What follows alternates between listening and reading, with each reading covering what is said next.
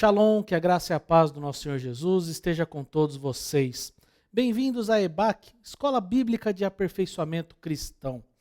Nós estamos estudando sobre o tema Acima das Expectativas. São estudos baseados no Sermão do Monte, que está ali no Evangelho de Mateus, capítulo 5, 6 e 7. Se você perdeu alguma de nossas aulas, não se preocupe. Todas elas estão aqui em nosso canal no YouTube. Você pode depois voltar a todas elas, assisti-las e poder acompanhar conosco todo o estudo, toda a exposição do Sermão do Monte. Hoje nós vamos falar sobre amor acima das expectativas. Tão bem como disse o presbítero Medeiros, lá no início deste módulo, ele falou sobre acima da expectativa ser acima da média, onde a média não é suficiente, acima da expectativa é viver acima da média. Então o Sermão do Monte nos ensina como podemos viver uma vida acima da média. E sendo assim, como nós podemos amar acima da expectativa, ou ter um amor acima da média, além daquilo que o mundo nos propõe. Mas olharmos o amor sobre a ótica do reino, ou seja, um amor que só o reino de Deus, só pela vontade do nosso Senhor Jesus, nós podemos ter. Para falar sobre esse tema, gostaria de ler com os irmãos o texto que está no Evangelho de Mateus, capítulo 5, a partir do verso 43 até o 48. A palavra do Senhor, ela diz assim: Ouvistes que foi dito, amarás o teu próximo e odiarás o teu inimigo. Eu, porém, vos digo, amai os vossos inimigos e orai pelos que vos perseguem, para que vos torneis filhos do vosso Pai Celeste, porque Ele faz nascer o seu sol sobre maus e bons, e vir chuvas sobre justos e injustos. Porque se amardes os que vos amam, que recompensa tendes? Não fazem os publicanos também o mesmo? E se saudardes somente os vossos irmãos, que fazeis demais? Não fazem os gentios também o mesmo? Portanto, sede vós perfeitos, como perfeito é o vosso Pai Celeste. Vamos orar. Pai, obrigado pela tua palavra, que ela possa penetrar em nosso coração e na nossa mente. Pedimos, Senhor, que hoje o Senhor abra o nosso coração e a nossa mente, não só apenas para compreender aquilo que o Senhor tem para nós, através destes textos, mas que estes textos transformem a nossa vida para uma vida mais perto de Ti. Nós te pedimos e te peço, ó Pai, que eu seja apenas instrumento nas Tuas mãos. Em nome de Jesus, amém. Muito bem, se o Sermão do Monte, se todo esse sermão de Jesus fosse uma montanha, esse texto de Mateus, capítulo 5, de 43 a 48, seria o cume dessa montanha, o ponto mais alto de todo o sermão de Jesus, porque é neste trecho que ele toca no resumo de toda a lei e no princípio da ética do reino de Deus. É aqui que está o ponto mais alto deste sermão, que é um grande desafio para todos nós, que é amar os inimigos. Mas antes de entrarmos na exposição desse texto, nós podemos compreender de tudo aquilo que nós já estudamos acerca do Sermão do Monte, e como nós podemos ver até mesmo neste texto que nós lemos, é que progressivamente Jesus começa explicando a lei ao povo sobre a ótica do reino, não sobre aquilo que estava sendo ensinado por escribas e fariseus, mas aquilo era sobre a ótica do reino de Deus, sobre aquilo que Cristo tinha para o povo. A palavra grega basileia, que significa reino, ela aparece 51 vezes neste evangelho. Isso significa que, e nós podemos compreender no evangelho de Mateus, é que o reino já está inaugurado desde a vinda de Jesus, ou seja, Jesus veio e inaugurou o seu reino, mas ele ainda não está completamente revelado e manifesto, algo que só vai acontecer após a sua volta e a consumação dos tempos. Podemos compreender também que Jesus nos trouxe o reino até nós. Então, aqueles que creem em Jesus, que compreenderam o que Jesus fez na história, já não estão mais sobre o governo deste mundo, mas estão sobre o governo de Cristo. Já são parte do reino de Deus, porém ainda esperam o reinado glorioso. A estrutura do Sermão do Monte, ou a estrutura do Evangelho de Mateus, nós vemos que os 2 primeiros capítulos nós podemos chamar de prólogo, ou seja, o início do Evangelho de Mateus. Então, a partir do capítulo 3, o que nós vemos é sobre a vinda do reino até nós. Então, no capítulo 3, a gente vê a iniciação do reino em Jesus Cristo, Jesus sendo batizado por João Batista. Então, nós temos a partir do capítulo 4, a tentação de Jesus no deserto, o anúncio do reino, para então chegarmos no capítulo 5, que é o primeiro e maior discurso de Jesus, que é o Sermão do Monte. Como nós já estudamos, você pode ver que do versículo 1 até o versículo 12 do capítulo 5, nós temos as bem-aventuranças. Então, a partir do verso 13, nós vemos a interpretação da lei para o reino, que vai do versículo 13 até o 48, que nós vamos fechar na aula de hoje.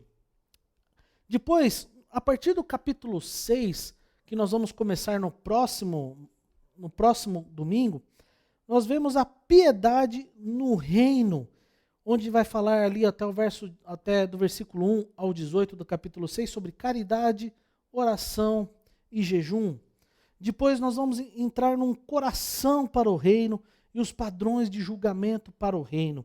Mas o que nós podemos ver é que nesse capítulo 5, dos versos 43 a 48, o que nós vemos é que o cidadão do reino deve desenvolver uma vida de amor, que seja desinteressado em relação ao próximo, que não envolve interesses e que não envolve barganhas, não há trocas. É um amor que não há interesse, mas um amor sincero que vem do coração do nosso Senhor. Antes de entrarmos na exposição também, eu quero trazer à luz para você de como o reino de Deus é compreendido nos 2 testamentos. Se olharmos para o Antigo Testamento, você vai perceber que o reino de Deus, em sua maior parte, ele está limitado a pessoas e terras de Israel. A partir de Cristo entrando na história, no Novo Testamento, quando o reino de Deus é inaugurado pela vinda de Jesus, nós vamos compreender que o reino de Deus ele está sendo estendido a todos os povos e nações. Então, como começa esse texto? Vamos olhar para o texto e o que ele diz e o que esses textos podem nos ensinar sobre amor acima das expectativas. Veja como ele começa. Ouvistes que foi dito. Jesus aqui, você ouviu essa frase, ouvistes que foi dito, algumas vezes nesse capítulo 5. É Jesus trazendo à luz como a lei estava sendo ensinada e interpretada pelos religiosos daquela época. Ou seja, o verso está descrevendo uma forma popular de como a lei estava sendo entendida. Então, por isso que ele começa, ouvistes o que foi dito. Olha, vocês ouviram isso, vocês foram ensinados assim. Então ele diz, amar o teu próximo. Amarás o teu próximo. Bem, não tem nada de errado nessa primeira parte deste texto. Porém, nós precisamos compreender, ou melhor, nós precisamos entender quem aquele povo estava entendendo quem era o próximo. Quem é o próximo aqui? O que era entendido na época de Jesus e o que era ensinado naquele tempo é que o próximo era um compatriota de Israel, ou seja, alguém que era pertencente ao próprio povo judeu, que fazia parte de sua comunidade. Você pode perceber mais claramente sobre isso no texto que está lá em Lucas, capítulo 10, a partir do verso 25, onde Jesus também fala sobre a parábola do bom samaritano. Veja o que diz o texto. Eis que certo homem, intérprete da lei, se levantou com o intuito de pôr Jesus à prova e disse-lhe: Mestre, que farei para herdar a vida eterna? Então Jesus lhe perguntou: Que está escrito na lei? Como interpretas? A isto ele respondeu. E veja aqui como esse intérprete da lei foi cuidadoso ao falar da lei para Jesus. Ele disse assim: Amarás o Senhor, teu Deus, de todo o teu coração, de toda a tua alma, de todas as tuas forças e de todo o teu entendimento, e amarás o teu próximo como a ti mesmo. Então Jesus lhe disse: Respondeste corretamente, faze isto e viverás. Ele, porém, querendo se justificar, perguntou a Jesus: Quem é o meu próximo? E então, após essa pergunta, Jesus entra na parábola do bom samaritano, que você pode acompanhar lá no capítulo 10 de Lucas. Mas essa pergunta deste intérprete da lei traz a nós o entendimento de que alguns grupos judeus destacavam o ódio por quem estivesse fora da aliança. Ou seja, era um raciocínio de que Deus estava ordenando o amor ao próximo, que era o próprio povo judeu, e então o ódio pelos inimigos. Quem eram os inimigos? Os gentios, ou aqueles que perseguiam o povo judeu, que estaria aqui implícito e até mesmo autorizado. Porém, o que a gente percebe é que essa segunda expressão, odiarás o teu inimigo, não é encontrada no Antigo Testamento. Portanto, é um desvio da lei e da sua intenção original. E o que aconteceu com isso? É que a má interpretação da lei construiu um muro que separa judeus e gentios, determinando então os que deveriam ser amados e odiados. É por isso que quando a gente vai no texto de Lucas 10, lá na parábola do bom samaritano, o intérprete pergunta para Jesus: quem é o meu próximo? Porque este era o entendimento daquele povo, onde amar o próximo era alguém que era pertencente à sua comunidade, mas não era estendido aos outros povos. Vamos olhar então para o que a lei diz lá no Antigo Testamento, porque aqui é uma referência, por exemplo, a Levítico 19, 18, que diz: não te vingarás, nem guardarás ira contra os filhos do teu povo, mas amarás o teu próximo como a ti mesmo. Eu sou o Senhor, eu sou Yahvé. Ou seja, o verso 43 aqui do Evangelho de Mateus, ele omite as seguintes palavras: como a si mesmo, que estava incluído na lei.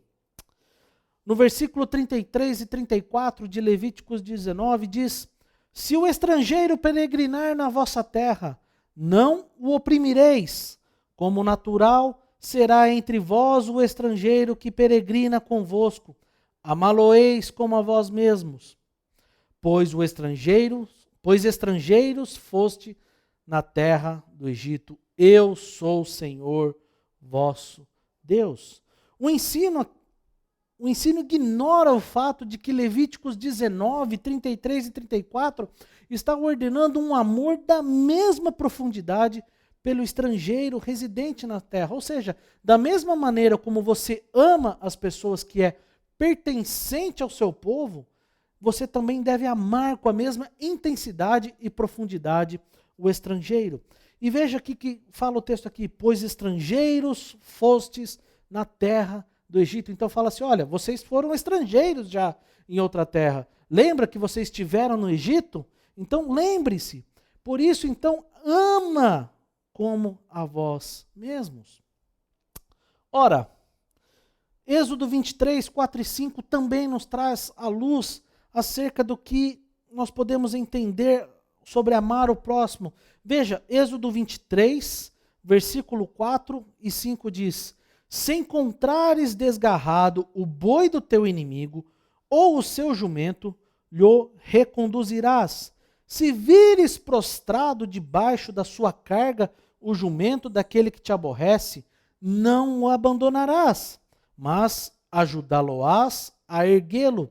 E ajudá-lo-ás a erguê-lo aqui, nós entendemos que é o sentido de restaurar. Ou seja, nós devemos ajudar os nossos inimigos a restaurar, a se restabelecer, ajudar a restituir aquilo que ele perdeu. Ou seja, a lei, ela já estabelece o padrão pelo qual o povo de Deus deve tratar não apenas aqueles que estão no nosso lado, aqueles que fazem parte de nossa comunidade, mas também aqueles que se opõem a nós.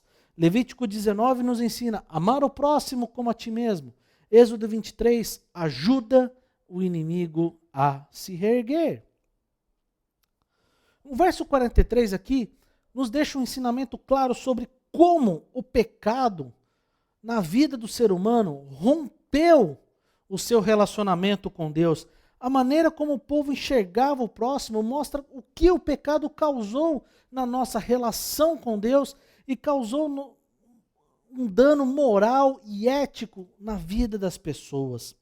Na verdade, a maneira como aquele povo enxergava o próximo e o tratamento dado aos inimigos é semelhante ao comportamento que nós vemos hoje, ou que nós temos muitas vezes hoje. Veja, é possível alguém ser de direita, amar uma pessoa de esquerda? Ou é possível alguém ser de esquerda e amar uma pessoa de direita? Será que um corintiano e um palmeirense podem se amarem? Bem, o que nós vemos na nossa sociedade é que nós dividimos todas elas em grupos. Então, são grupos identitários. Então, o grupo dos que são de direita, outros dos que são de esquerda, ou grupos de homens, de mulheres e etc. Ou seja, nós dividimos a nossa sociedade em grupos que querem um senso moral diferente e um comportamento diferente um dos outros, onde um é incapaz de amar o outro. As redes sociais nos provam isso.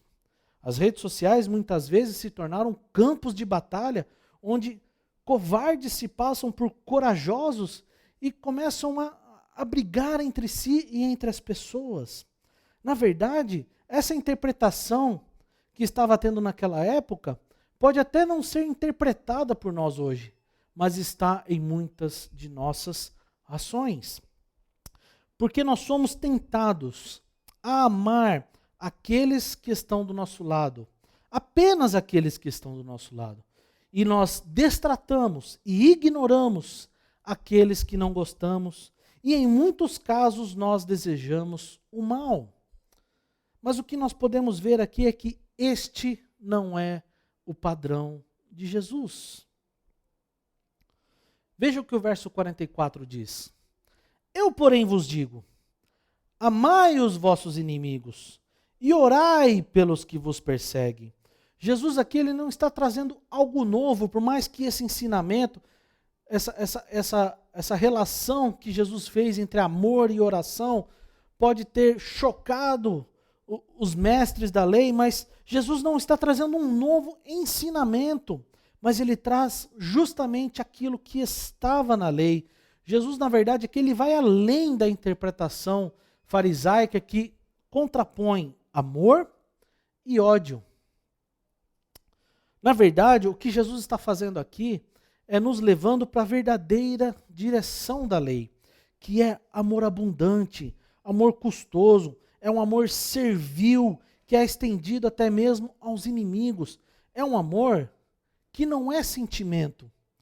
Nós temos a tendência de atrelar amor a um sentimento sobre aquilo que está em nosso coração. Mas, na verdade, Jesus aqui não está tratando amor como sentimento, mas amor em ação, ação concreta. Na verdade, é viver amor na prática.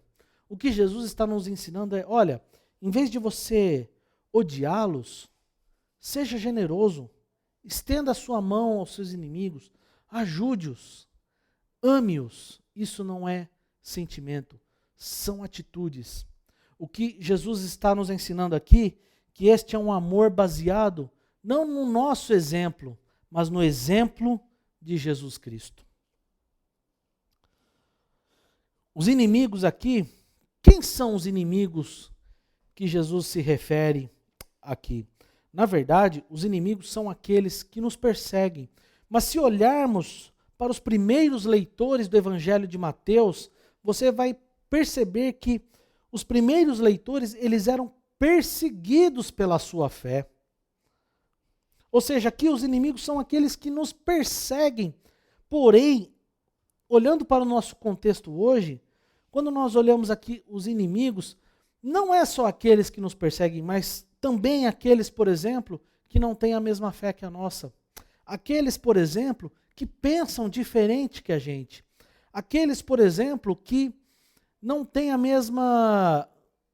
mesmo político do que você na eleição, ou aqueles que simplesmente escolheram um caminho diferente do seu. Amar os inimigos e orai pelos que vos perseguem Jesus coloca amor e oração em tom de igualdade. Na verdade, o que ele está nos ensinando é que a oração é uma manifestação de amor pelos seus inimigos. Porque quanto mais nós amamos, mais oramos. Quanto mais nós oramos, mais nós amamos. O amor, ele não é um sentimento limitado apenas àqueles que nos tratam com reciprocidade, mas é um dever a ser estendido a todos os nossos inimigos. John Stott, ele diz uma frase interessante comentando sobre esse texto que é: Jesus, na verdade, parece ter orado por seus torturadores enquanto o ferro perfurava suas mãos e pés. De fato, o tempo imperfeito sugere que continuou orando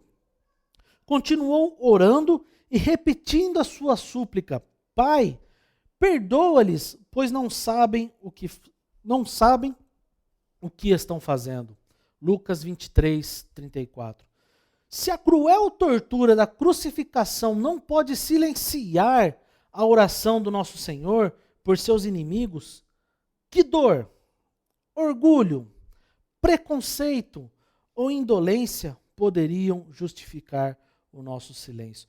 Se Jesus na cruz, pregado no madeiro, ele orou por aqueles que o torturaram, por aqueles que o pregaram na cruz, por aqueles que o torturou, descendo chicotadas nele, qual é o motivo que nós temos que justifica o fato de não orarmos ou não amarmos os nossos inimigos?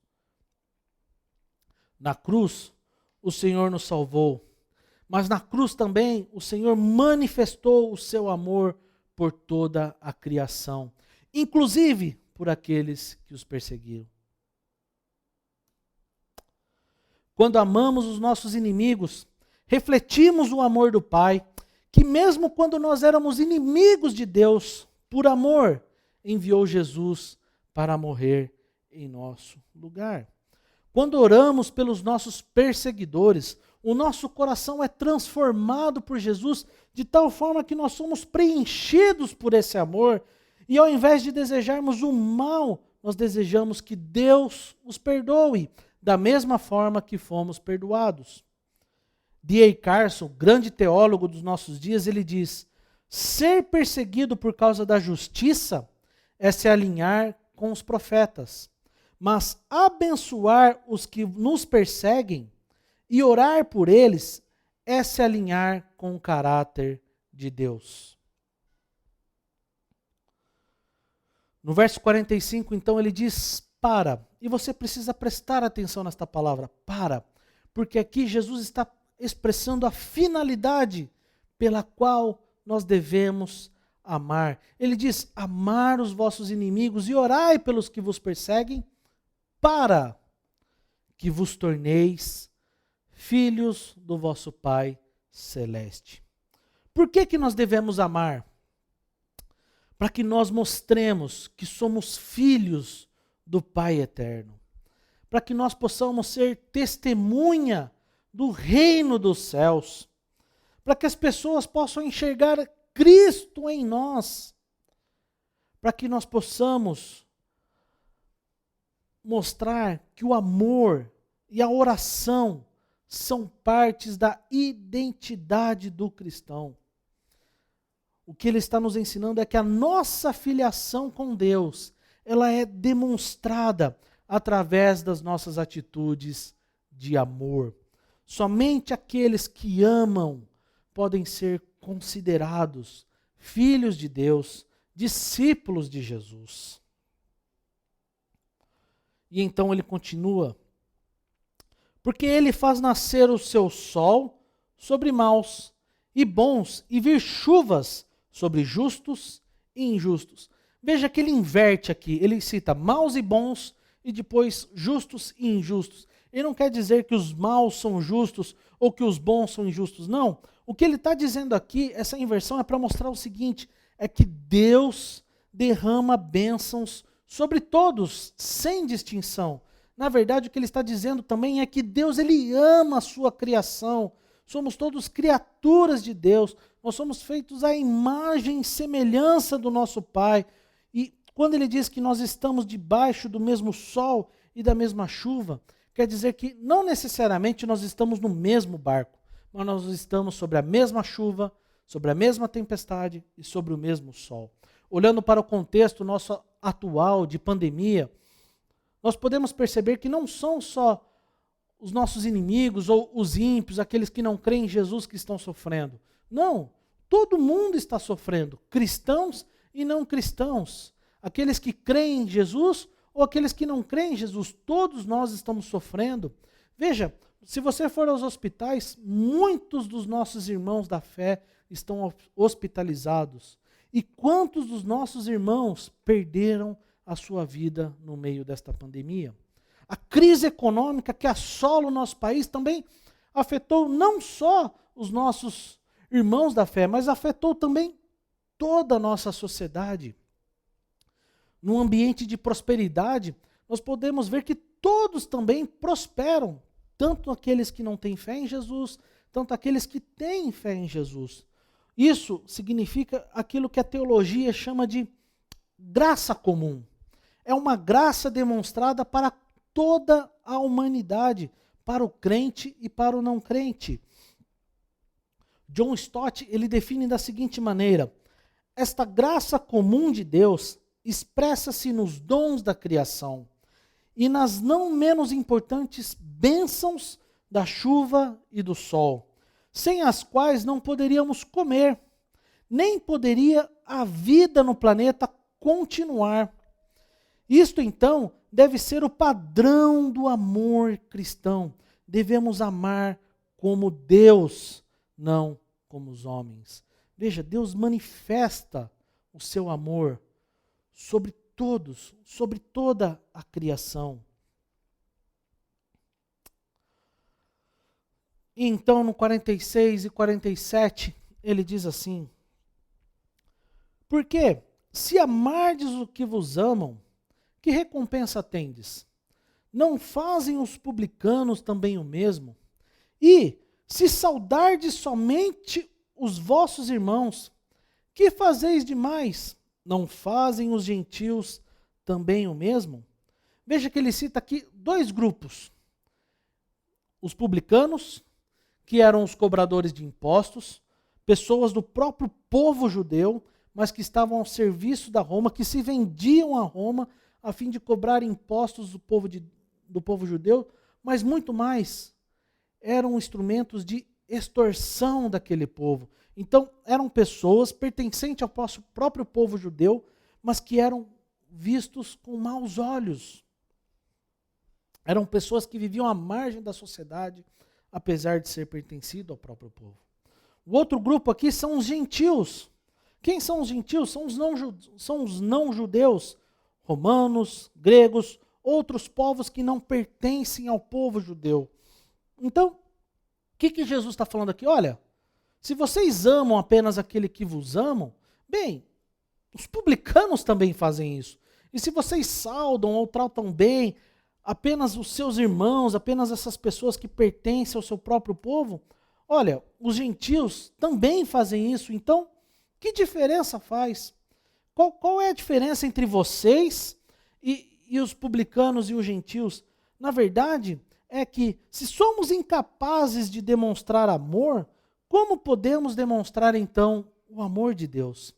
Se nós amarmos apenas aquele que nos amam, e se nós saudarmos ou tratarmos com cordialidade apenas aqueles que nos tratam com a cordialidade, qual é a diferença entre nós, discípulos de Jesus, e aqueles que não seguem a Cristo? Nenhuma. John Stott também diz que a vida da antiga humanidade, ou seja, a humanidade caída, baseia-se em justiça bruta, em vingar injúrias e em retornar favores. A vida da nova humanidade, redimida em Cristo Jesus, baseia-se no amor divino e em recusar-se vingar e em apenas devolver o mal com o bem. E então Jesus encerra dizendo: portanto, sede vós perfeitos, como perfeito é o vosso Pai Celeste. Carson, ele diz a respeito desse texto algo exuberante, que é: no coração de Jesus havia uma demanda ardente por uma pureza, uma santidade, uma justiça que sobrepuja todo o fingimento e condena a casuística barata. É por essa razão que a sessão termina com a perturbante exigência: sede vós perfeitos, como perfeito é o vosso Pai Celeste. A verdadeira direção para a qual a lei e os profetas apontavam é a essência ética do reino que o Senhor Jesus pregou e introduziu. É a perfeição moral do próprio Deus.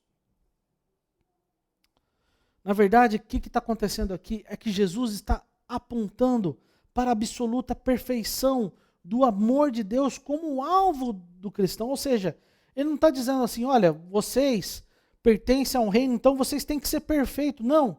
O que ele está dizendo é: olha, o Pai de vocês, o Deus Criador, ele é perfeito, é do caráter dele. Então, esse é o alvo que vocês têm que seguir, é isso que vocês têm que seguir como alvo. Então, Jesus não está apontando para: olha, você seja perfeito. Não, ele está apontando: olha, seja perfeito como Pai. Na verdade, ele está colocando: olha, o alvo de vocês não é aquilo que os escribas e os fariseus ensinam, mas o alvo de vocês é Cristo. Levíticos 19, 2, ele diz: fale a toda a congregação dos filhos de Israel e dize-lhes: sejam santos, porque eu, o Senhor, Deus de vocês, sou santo. Levíticos 19, 2. Então, aqui, os versos 17 até o 47, Jesus ensina a verdadeira direção da lei. E o que ele nos ensina é que a perfeição de Deus, ele vai além da interpretação, ou seja, ela é exemplificada através da interpretação autoritativa da lei, ligada a toda a antítese precedente. Ou seja, o que ele quer dizer aqui é que, apesar de a gente ter separado essa perícope do verso 43 ao 48, na verdade, sede vós perfeitos, como perfeito é o vosso Pai, ele está apontando para desde o verso 17 até o verso que nós estamos estudando hoje. É uma perfeição que deve ser imitada pelos verdadeiros seguidores de Jesus, que cumpre a lei e os profetas. Veja Mateus 5,17, lá no início ele diz: olha, não penseis que vim revogar a lei ou os profetas. Não vim para revogar, mas vim para cumprir. Então, o que Jesus faz é elevar o padrão para uma vida acima das expectativas, não reduzindo apenas a obediência da lei, mas tornando um padrão de vida a ser seguido, num modelo do Pai celestial e perfeito. Isso nos ensina que nós não podemos ficar satisfeitos em apenas obedecer metade da lei e esquecer a outra parte da lei. Não! Cumprir metade da lei é nos tornarmos semelhantes aos escribas e fariseus, que jamais deixou a lei penetrar em seu coração. A lei, na verdade, ela está representando a perfeição do caráter de Deus, o que coloca em nós e evidencia em nós a nossa imperfeição. Ou seja, a lei nos mostra o quão imperfeito nós somos, o quão corruptos nós somos, quanto o nosso pecado é grave contra Deus, ou seja, como o pecado afetou a nossa moral, a nossa conduta, o nosso coração, os nossos sentimentos, ou seja, quando nós olhamos para a lei, nós vemos o quão distante nós estamos do padrão daquilo que o Senhor deseja para nós. Por mais que nós esforcemos em cumprir a lei, nós seremos incapazes de atingir a perfeição do Pai. O padrão de Deus é alto para os padrões humanos, infectados pelo pecado. Jesus faz o convite de olharmos para Ele, que cumpriu toda a lei. A partir do momento que compreendemos o amor do Pai sobre os seus filhos, poderemos compartilhar do mesmo amor para com o próximo. Então, o que Jesus está nos ensinando aqui? Mateus 5,3, lá no início do Sermão do Monte, ele diz: bem-aventurado os humildes de espírito, porque dele é o reino dos céus. Jesus não está ensinando para nós uma perfeição ilimitada, porque é impossível nós sermos perfeitos, mas o que ele nos convida aqui é a reconhecer a nossa miséria espiritual, é reconhecer o quanto nós precisamos de Jesus, é reconhecer que nós precisamos parar de tentar cumprir aquilo que nós não cumprimos, mas ele nos ensina a olhar para Jesus. Jesus também nos ensina que nós oremos. Nós vamos ver, mas a seguinte é que em Mateus 6,12, nós vamos aprender mais sobre a oração do Pai Nosso nas aulas seguintes, que diz: perdoa-nos as nossas dívidas, assim como nós temos perdoado os nossos devedores. A perfeição do Pai é o que todos os discípulos de Jesus perseguem. Veja, nós não seremos perfeitos nessa vida. Por causa do pecado que atingiu a nossa vida, a todos nós, será impossível sermos perfeitos. Essa é uma meta escatológica. Nós precisamos olhar para Cristo, nós precisamos procurar sermos como Cristo, mas a obra em nós só será completa a partir do momento que nós estivermos na presença do nosso Senhor. Então eu quero concluir dizendo que nós só vamos conseguir desenvolver esse tipo de vida através da ação do Espírito Santo em nossas vidas. Sozinhos nós não vamos conseguir. Não. Nós precisamos do Espírito Santo em nós para que nós possamos ter esse estilo de vida. Nós podemos compreender que a lei, ela não é só para judeus, ela é universal, ela é para judeus e gentios, ela é para mim e para você, que claramente nos mostra qual é a vontade de Deus para toda a raça humana. Podemos perceber como Deus é imutável em seu caráter, como essa lei revela a sua vontade que deve ser seguida e obedecida. Também nós aprendemos que a verdadeira felicidade nós só encontramos na obediência aos ensinos de Jesus, ao sermos capacitados pelo Espírito Santo.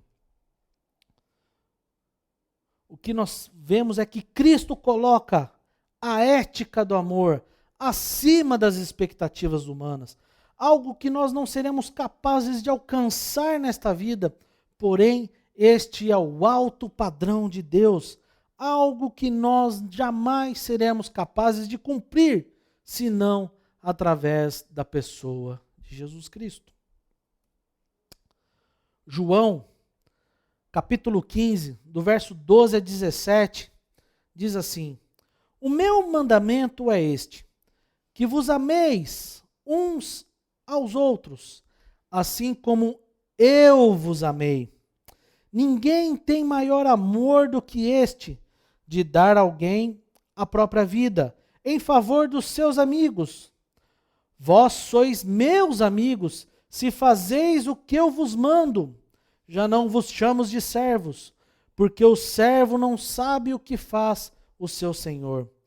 Mas tenho-vos chamado de amigos, porque tudo quanto ouvi de meu Pai vos tenho dado a conhecer. Não fostes vós que me escolhestes a mim.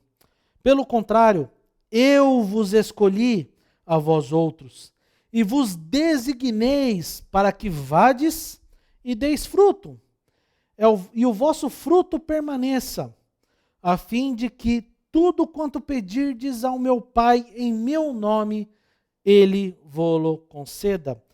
Isto vos mando, que vos ameis uns aos outros. O que Jesus está nos ensinando é: olhe para Jesus. Você só vai poder ter a sua vida transformada se você olhar para Jesus. Na verdade, quando nós olhamos para o Sermão do Monte, Jesus está revelando para aquele povo quem ele é, o seu caráter, a sua vida pela qual nós devemos olhar. Que Deus possa te ajudar a amar acima das expectativas, amar as pessoas como o Senhor nos amou, como o Senhor nos ensinou. Gostaria de orar para encerrar. Pai, obrigado pela sua palavra. Obrigado por tudo aquilo que o Senhor nos ensina através deste texto e deste sermão tão importante que o Senhor nos deixou e que ele possa transformar a nossa vida, Pai.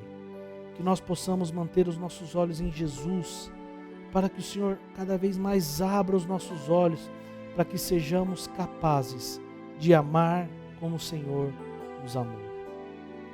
Que a gente possa, através desses textos, sermos transformados pelo Senhor. Espírito Santo de Deus, toca a nossa vida, para que a gente possa ser capacitados pelo Senhor, para que nós possamos amar aqueles que nos perseguem, amar os nossos inimigos, orar pelos que nos perseguem, que nós possamos manifestar do amor de Jesus para todos que precisam ouvir o Evangelho. É isso que eu oro em nome de Jesus. Amém. Que Deus te abençoe, que você tenha uma boa semana. Graça e paz, e até a próxima. Até semana que vem, se assim Deus permitir.